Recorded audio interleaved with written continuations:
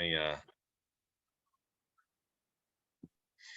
All right. I have the distinct honor and pleasure of having the bald one, the bald mogul, Greg Bennett, on the call today. Greg, welcome. What's happening? What is Frazier, happening? are you Frazier 2.0 or 1.0? So I think I'm Frazier 4.0, but we haven't, I'll be honest with you, there haven't been a lot of upgrades since the first. I think that my dad was Frazier 3.0. I think the 4.0 release was a little buggy. Yeah. Okay. There were some mishaps. We're looking for a recall on 4.0. 4.0 is the new Coke of Frazier's. Well, that's a good segue, Greg. So you and I met, God bless, this must be now, I want to say 35 years ago. It's probably me just hanging out at UDC baseball games or something like that, where you were playing with under my dad's tutelage. But the magic didn't really begin until we met after you sort of launched your entrepreneurial career. And to be honest with you, you're probably doing your entrepreneurial career even then, but really you came out of tell a little bit about how you got into entrepreneurship, and we'll segue into investing and agent investing and all that stuff. But give me the Greg Bennett story. So as you said, I was a student athlete at UDC, University of District of Columbia. Your father actually was the baseball coach and offered me a full ride. So I got a full ride to UDC. And at the end of my freshman year, another classmate, another teammate actually, Alfonso Pittman, was asked to, he was doing an internship. Fonzie, right? Fonzie. And so he was doing an internship, and at the end of the school year, he was asked to put on some clown gear and be a clown at a parade at the end of the school year. And so he asked me to come along, but then he also asked your father to come along. So the three of us were clowns at this, he worked at this special education school in Northwest DC. So the three of us, me, Fonzie, and your father, they dressed us up as clowns, and we were in a parade as clowns. And some mothers at that parade said, well, you know, our child's birthday party is in another week or two. Can you guys come? Your father bowed out. You never know when opportunity presents itself. when opportunities rubber nose honks, you have to claim it. And so your father, Greg, he could have avoided those 40 years of teaching America's kids if he had just done that. And so your father bowed out, and Fonzie and I went to the birthday party, and so mothers there asked for our names and numbers, our business cards. We didn't have any. We wrote them down. Make a long story short, we came up with a routine, bought our own makeup and all that, learned how to do magic and balloons, and so that really started my my career as an entrepreneur. We named our business College Clowns, and so we started College Clowns, and we did that all throughout college. When college was over with, Fonzie kind of went his own way and started Fonzie the Clown. I kept College Clowns, and you know, I actually did that for, I don't know, I want to say almost at least 15 years, and actually did it as a part-time gig. Graduated from college, Frazier, and joined a company as a program analyst. Joined a company called TRW. Sure. Your mother, your wonderful mother, actually hooked me up with that job at TRW. And so I got a security clearance, top secret clearance. She referred me, stayed there for a number of years, went to another company as a defense contractor.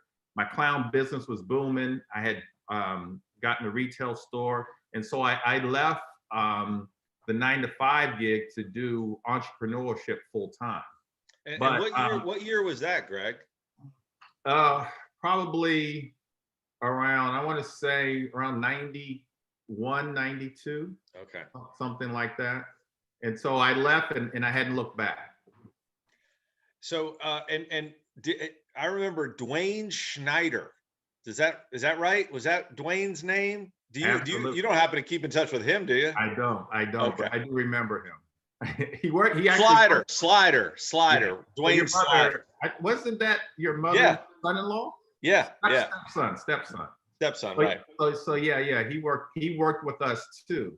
And so, but all along, even when I was there, even though I was running College Clowns at the same time, I was investing in real estate. And so I started buying real estate right after graduation, year after graduation. How did you first sort of discover real estate investing? Was there a guru? Was there a book? And so at 17 years old, we had just, my father was in the military. We had just came back to the States from Okinawa, Japan. I was thumbing through an encyclopedia and I came across this caption that said 95% of all the millionaires in the world gain their wealth through real estate. And for me at 17 years old, it was an epiphany moment for me. It was something that I'd never forgotten. Coming back to the States, I was good in athletics. As I said, I got a scholarship to UDC, but I knew that I probably wouldn't go pro, which was a dream of mine. I played football, basketball, and baseball. And so I said, I want to be great in this world, and it's probably going to be real estate. And so after reading that in an encyclopedia, a year after college, I bought my first property. And speaking of gurus, there was this guru. I was up late one night, probably my junior year of college, and there's this guru that came on. He did an infomercial. His name was Carlton Sheets. Sure. And so I bought Carlton Sheets stuff. He was one of the innovators of information marketing. Absolutely. I tell you what, Greg, I forgot all about Carlton Sheets. Carlton Sheets was the man. I'm in my room. I remember seeing a Carlton Sheets infomercial here and ordering his books. So I ordered his stuff. It was cassette tapes back then. And so when they came in, couldn't wait for them to come in, listen to his cassettes, read his books from cover to cover. And it just gave me the confidence. A year out of college, there was an ad in the Washington Post about, it was actually owner financing a condo in DuPont Circle. And so Carlton did a little bit on owner financing and creative financing strategies. And so I went 23 years old and I negotiated using Carlton Sheets information and bought my first condo in DuPont Circle. So this was a owner financing, and did you buy it to live in, or did you buy it to rent out? I bought it to rent out. And okay, yeah. So you had an owner financing situation, and for people who are watching this, that means that Greg doesn't have to go get new financing. He's basically, the seller is financing it, so he's paying the seller, and so you had a payment that you were paying the seller, but you were then renting it out for hopefully more, right? Yeah, I had a positive. Did you have it? Was there any down payment at all? Any upfront cash? It was so long ago. I don't think so. I do know there was a balloon payment at the end of the 5 years. So it was an interest only for 5 years. There was a balloon payment after that 5 years. And so after that 5 years, I refinanced, paid them off, and kept renting it out. Greg's agreeing to the terms and then going and getting a dictionary to look up what balloon payment is. It's amazing, and I know you know this too. It's amazing how little it takes to make you dangerous, right? You take that, but then what's also funny about that is, think about, that was, you said 91, 90, something like that. So we're talking about, goodness gracious, 30 years ago, and all that stuff just was fresh and new and scary, and is it going to work and not? And now you have this vast experience behind you, not just you, but all the agents that you've trained, all the investors that you trained.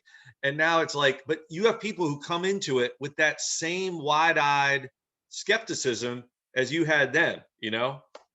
Yeah, and so that it's almost like, the gift that keeps on giving.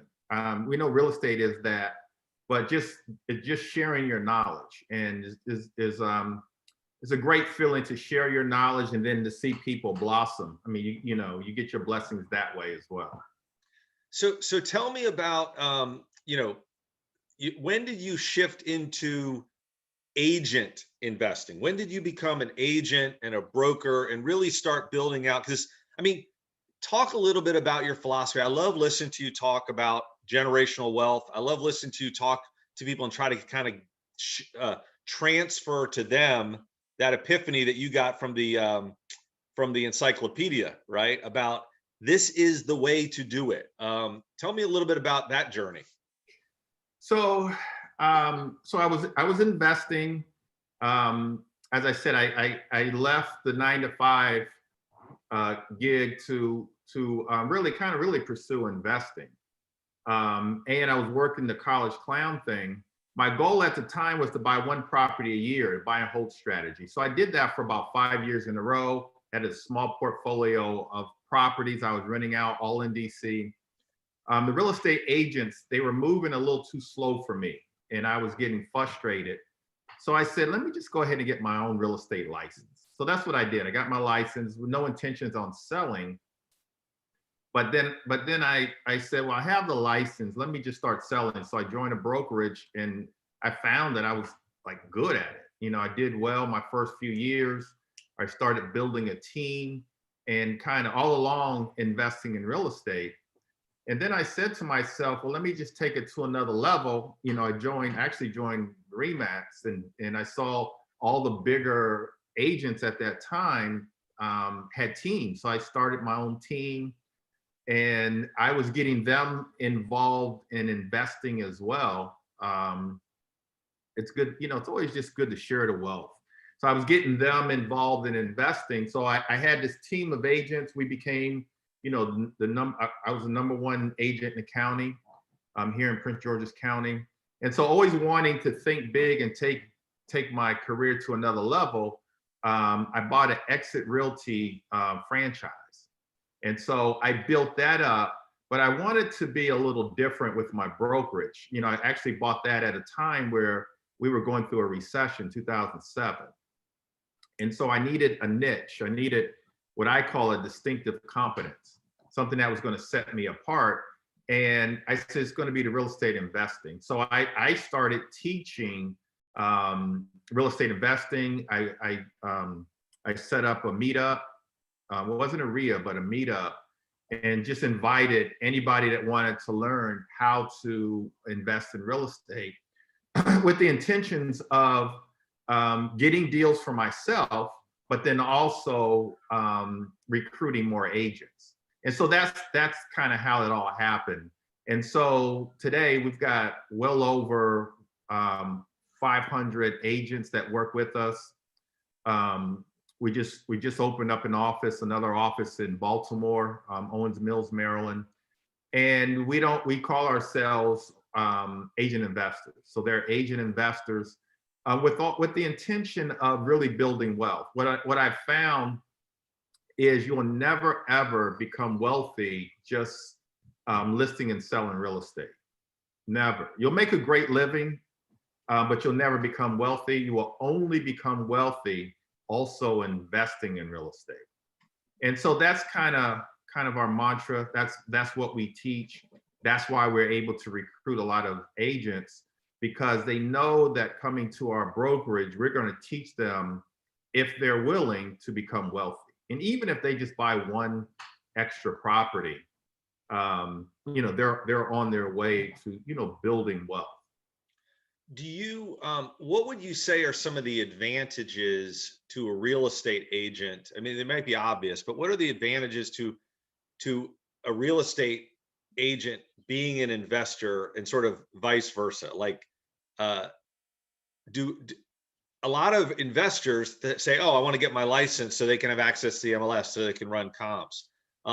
is that the primary benefit to an investor becoming an agent? And also, I guess, follow up there, Greg, do you find that you have investors who become agents or agents who become investors?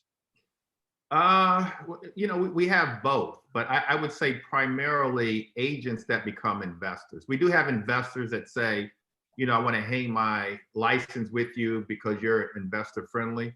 But primarily, we have agents that join our brokerage because they want to build wealth.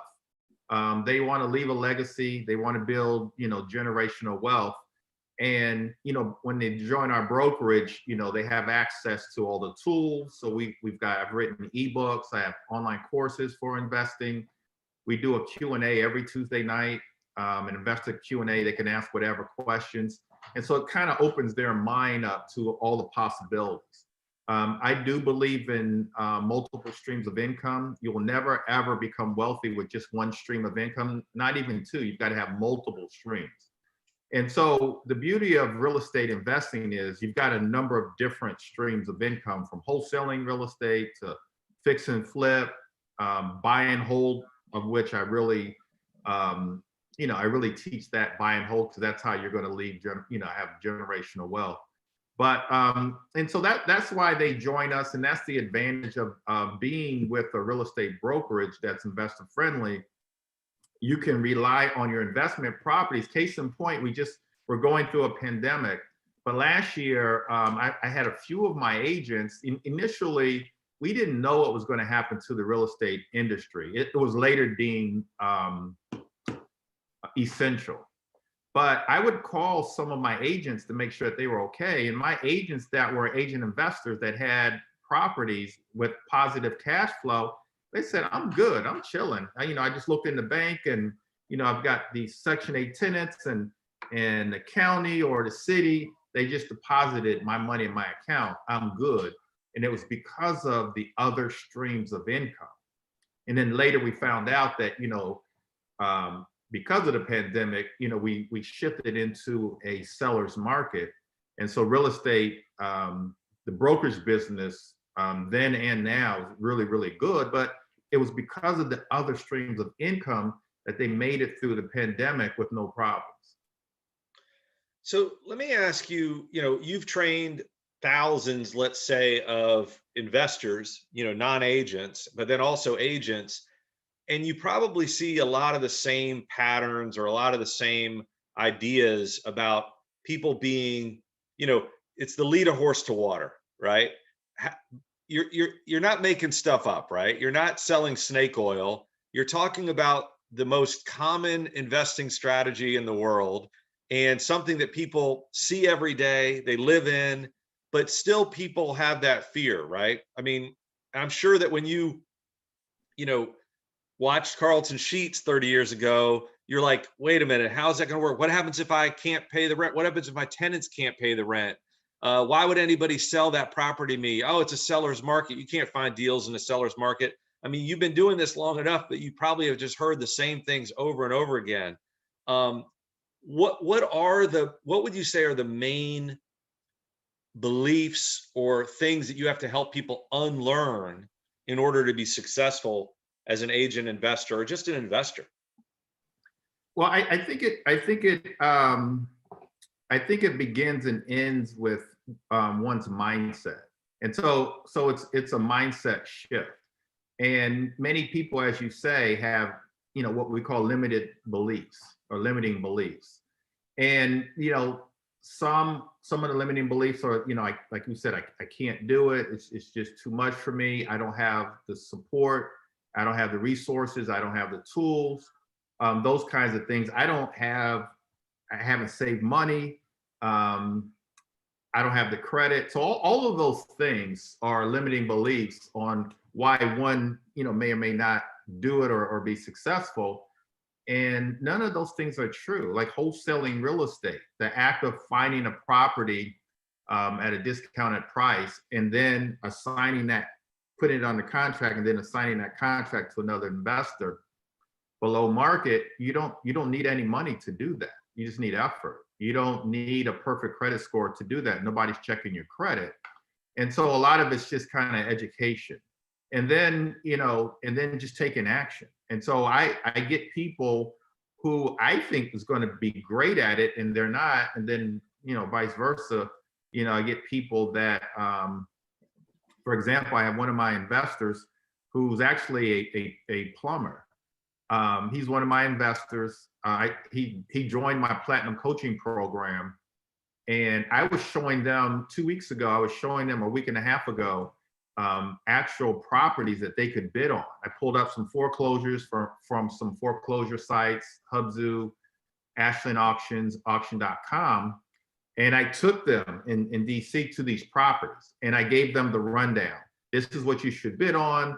This is after repair value. This is repair cost. And one of my investors said, you know what? I've been preparing myself for this moment. I've been saving my money. I fixed my credit. He bid on the property 3 days later, which was, I think, Wednesday of last week, and he won the bid.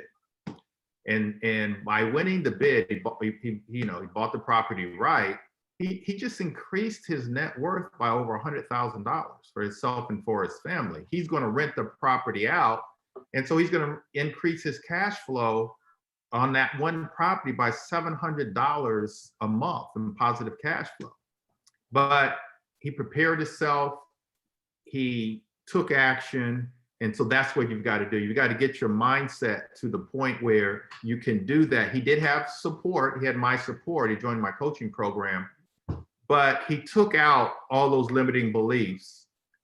He had confidence in himself. He had the support of me, and he went for it. And so that's what you really have to do. But it all begins and ends with your mindset. One of the things you just said about there are people that you think are going to knock it out of the park, and then there are people that you don't think they're going to knock it out of the park. And I remember that experience where you're watching, and we would just do this as playfully, but I would sit after we met a new class of students and I'd be like, all right, who do we think, who's going to be the rock star? And one of the things that I did notice, and I wonder if you could talk about this, is, being highly educated can be a problem, right? Coming from means can be a problem, because that sets you up for success in a lot of ways, but it doesn't necessarily. It also gives you a lot of things to protect. It gives you to protect your identity, your comfort zone. You don't want to look foolish. What would you say are the real things? You're talking about mindset. What are the things that if you could go in and fix some of the qualities of your agents or your investors that you would replace or you would implant in some of these guys? So Frazier, that's the $1 million question. That's just such a wonderful question. It doesn't matter what your background is. It doesn't matter whether or not you went to Ivy League school or even have a degree. It's all about one's ambition and one's drive. I'm thinking of some of my top agent investors. None of them even have degrees. But sometimes it almost kind of seems like it almost benefits you coming from less, because it gives you that hunger. And so what I see is a lot of well-educated people come to me, and I think they're going to be successful because they're well-educated, but they just don't have that drive. They have analysis paralysis where they're overthinking. They're overthinking things. And it's just, one thing I say for myself and say for a lot of my agent investors is no one's going to outwork us. No one's going to be more ambitious than we are. No one's going to set higher goals. And so that's what it's all about. I'm just thinking of, who are my top agents, who are my top investors. And it's the ones that have that hunger, that want to succeed at a high level, that are ambitious. Those are the ones that succeed at a high level. Oftentimes I get people who are well educated, but door knocking, cold calling, things that it takes to be successful, they deem that beneath them. Like I can't do that. I'm thinking about someone right now that well educated, MBA, went to business school at Harvard, and it's almost like it's beneath her to do the things that it takes to be successful, really as a salesperson, as a realtor, as an investor. It's beneath them. They're comfortable with where they are, kind of working a 9 to 5, and it also goes back to a little bit of the word status. And so everybody's looking for status and improving their status. And so for a lot of well-educated people, it decreases their status to door knock, to cold call, even to post on social media that they're selling something or wanting something. It decreases their status. And so oftentimes that's what it's about. It's about that status and wanting to get that status, or not wanting to be below a certain status. I'll tell you what, man, I think that's an incredible insight, because if you end up there, right? You're like, why aren't people doing what they know would work, what I'm telling them would work, and what would get them what they say they want? But what they say they want is not accurate, or at the very least, it's not more important or more valuable than what they at least perceive they would have to give up to get it, right? Because why do they want the money? They want the money for status. So why are you going to give up the thing that you have, in order to get there? So I think that's a great insight. And if people don't see it or don't confront it, then they're just going to be frustrated, and they're going to frustrate you, of course, but they're going to be frustrated and unsuccessful, And that's what it's all about. It's like everybody wants to be financially free, and everybody says they want generational wealth, and everybody wants to leave a legacy, but are you willing to do what it takes to get there? And for most people, they're not willing to do it. It's everything is 80-20. 20% of the people are willing to do what 80% of the people are not willing to do. So it's that 80-20 rule with almost with everything in life. It just boils down to, that 20%. When I first got into real estate sales, I was told, only 20% of you guys are going to succeed. 20% are going to do 80% of the work, or get 80% of the business. And so I just put in my mind, I'm going to be part of that 20%. And so, but it didn't matter whether, you go to the best schools, you have all the degrees, none of that matters to get into that 20%. It's just what you have in here, in your heart and in your mind, and how ambitious you are, and how bad do you want. It has nothing to do with where you come from or education or any of that. I mean, and that might be a dispiriting thought to the people who are highly educated and status driven, but it's nice for everyone else, right? It's like, this is a true, I mean, if you had a choice between somebody who had an MBA from Harvard and somebody who was a high school dropout and was hungry, you'd make the same choice every time, right? Every time. It's an easy choice. It's because they don't really have much, limiting beliefs. And oftentimes I even think about, what I do. It's like, what do I have to lose? Like, I'm going to go for it, sometimes blindly. I'm going for it. And, I'm going to keep, reach one goal, then go to the next, but by doing so, I am increasing my status, but I could care less. Well, and so I'm not conscious of that. We're not raised to, think about status like a lot of other people are. Yeah. Well, and I think it's interesting. It's like, if you reattach your status to growth, or if you reattach your status to overcoming failure, like to trying and failing and saying, that's what I'm going to put my identity onto, is going out there and, seizing the day, as opposed to consolidating your gains and just protecting, your image, right? Because you're afraid of losing status. Yeah. So when people say to you, Greg, listen, this is the DMV, it's a hot market. There are no deals. You're crazy. You're selling snake oil. People aren't. What do you see, and what do your agents see? I mean, I'm on. I follow you on Facebook, so I see. Congratulations to this person. Congratulations to this person. What are people out there who aren't in the business not seeing in terms of the opportunities to buy properties, distressed properties, motivated sellers, et cetera? I mean, it's just like what we've been talking about. I mean, the opportunities are there, and they're there in abundance, and they're there now in abundance. You know, maybe in about a week, they'll, you know, once the moratorium on foreclosures, it may or may not be lifted, but if it's lifted by the president, there'll be even more opportunities. There's opportunities every single day. You know, unfortunately, people, you know, die, they pass away every day. And so there's probate deals every single day. Unfortunately, you know, people have trauma in their lives and they lose their properties, where there's pre-foreclosures, there's foreclosures every single day. Unfortunately, landlords sometimes deal with, you know, tenants that aren't paying or they're tearing their properties up. They're ready to sell their properties. And so there's absentee owners, there's people at landlord tenant courts, there's lots of opportunities. So again, I tell my agents, I tell my investors, be part of that 20% that's going to get 80% of the deals out here. And there's deals like, you know, when I leave you, I'm meeting with one of my agent investors who just put a property under contract, wants to wholesale it to me. And so it's just about putting forth the effort. He went door knocking in his neighborhood to let everybody know that he was an investor, and that's how he got this property. And so it's just about, you know, your willingness to be consistent with your marketing.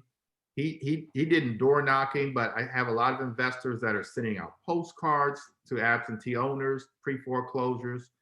They're able to get lists of people who own their houses free and clear.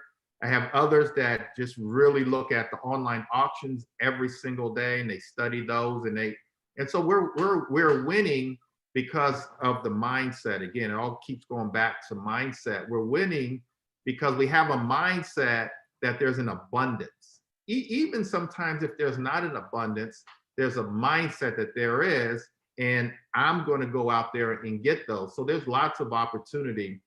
You know, sometimes I kind of love it when I hear people say, there's no deals out here, there's no deals out there. And I think to myself, okay, all right, keep thinking that. That's another limiting belief, there's no deals. Right. But there's deals. I mean, in real estate investing, I don't care what kind of market we're in.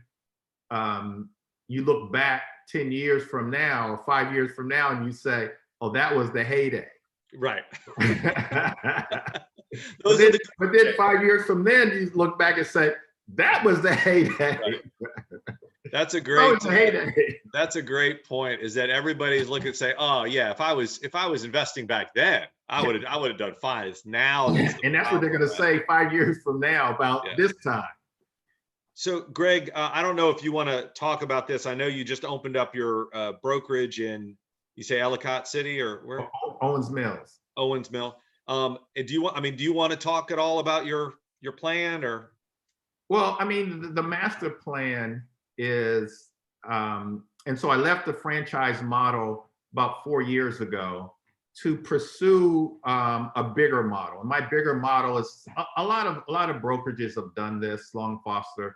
And so you have the brokerage, you have mortgage and title alongside of the brokerage, which we did last year. So we have mortgage and title. We're going to bring on insurance. And so what I want to do is bundle all of that up and take it to different cities. And so we're pursuing the insurance now. And so we'll take that everything to Baltimore.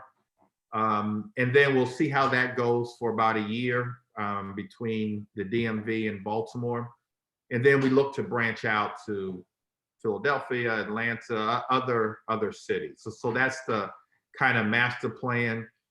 Honestly, there's nothing that I do that hasn't been created. You know, I'm not smart enough to create the wheel.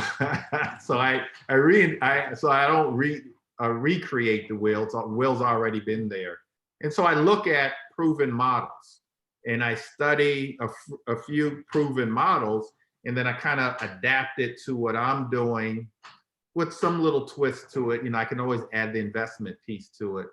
And so that's what I'm doing. And so, you know, my bigger goal is to take everything that I have and then just kind of go and, learn all the best practices of, sharing the information between the, all the affiliated businesses and just taking them to different cities. If people want to get in touch with you, either to list or sell a house, or list or sell a house or buy a house, but let's say to invest or to become an agent investor, how would they do that? My Instagram is Greg Bennett Invests. Greg Bennett Invests. Facebook is I think it's the Bennett Team, or Gregory Bennett or the Bennett Team. If I could give out my phone number, my office number is 301-459-5040.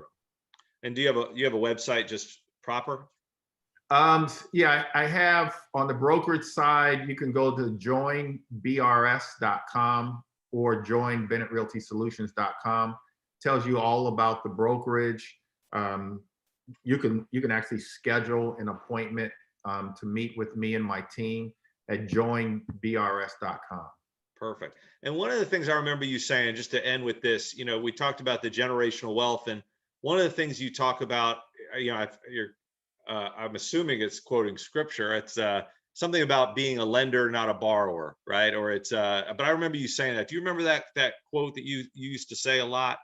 It was just, I'm trying to remember, it's not from Hamlet, right? It's not neither a lender nor borrower be. It's just like being like a blessing to others of some sort. I just remember what it came. Since you messed that whole thing up, it just kind of messed my mind up. But I'll kind of paraphrase it. It's probably like on your desk, but by the fact that I said it, screwed it up completely, right? All right, we'll dub that in. I will. Well, I'll find that from one of your Facebook lives. But what I do believe in, is to be a producer or to be an investor and not a consumer. And I think a lot of people are consumer. They're spending money instead of investing, instead of producing results. And so those are some of the things that I do believe in, to be an investor, not a consumer. I don't know if that's where you were going with it. I'll find it. Greg. Hey, Greg, listen, this was awesome. Thanks so much for joining us. I love what you're doing. I've always loved what you've been doing over there. And I look forward to you spreading the agent investor model out through the Eastern Seaboard and then across the country like Manifest Destiny. Yes. I appreciate you, man. Absolutely. I'll shoot this over to you once it's done. Okay. Take care. Talk to you. Bye. All right.